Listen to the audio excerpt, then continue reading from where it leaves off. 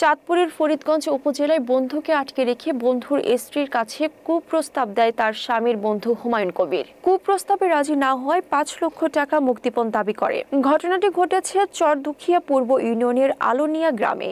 সেলিম ব্যাপারীর ছেলে শামীম হোসেনকে অপহরণ করে হুমায়ুন কবির। ২৯ এপ্রিল শামীমকে অপহরণ করে গুদারঘাট বাজারে তার দোকানের পিছনে নির্জন কক্ষে আটকে রাখে। ওই রাতে শামীমের স্ত্রী সাদিয়াকে রাত্রি যাপনের প্রস্তাব দেয়। সাদিয়া রাজি না হলে স্বামীকে ফেরত দিতে ৫ লক্ষ টাকা মুক্তিপণ দাবি করে। ৩০ এপ্রিল সকালে শামীমের খোঁজ না পেয়ে সাদিয়া 999-এ ফোন করে পুলিশের সাহায্য চেয়ে জানায়। পুলিশ ঘটনাস্থলে গিয়ে হুমায়ুনকে আটক করে এবং তার দোকান থেকে শামীমকে উদ্ধার করে ফরিদগঞ্জ স্বাস্থ্য কমপ্লেক্সে ভর্তি করে। পরে তার অবস্থার অবনতি হলে চিকিৎসকরা তাকে চাঁদপুর সদর হাসপাতালে পাঠান। ফরিদগঞ্জ থানার ভারপ্রাপ্ত কর্মকর্তা ওসি মোহাম্মদ শাহ আলম জানান, অভিযুক্ত হুমায়ুনকে আটক করে আইনানুগ ব্যবস্থা নেওয়া হচ্ছে।